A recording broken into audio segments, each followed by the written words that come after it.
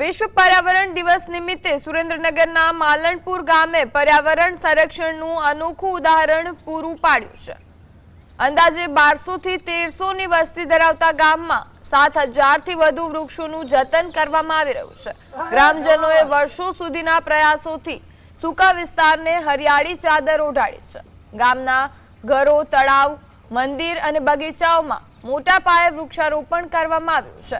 ગ્રામજનો અન્ય ગામોને પણ વૃક્ષો વાવવા અને તેનું જતન કરવા માટે અપીલ કરી રહ્યા છે। આગામી 1 વર્ષમાં વધુ 1000 નવા વૃક્ષો વાવવાનું આયોજન છે। ગામના વિકાસ કાર્યોમાં પણ લોકો લોકફાળો આપી સક્રિય ભાગીદારી નોંધાવી રહ્યા છે।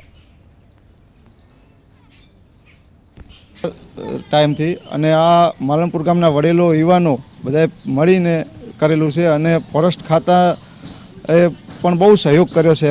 અમને બહુ સાથ આપ્યો છે એનો અને સરકારે અલગ અલગ યોજનામાં કરીને અમને ગ્રાન્ટ પણ આપી છે અને અહીંયા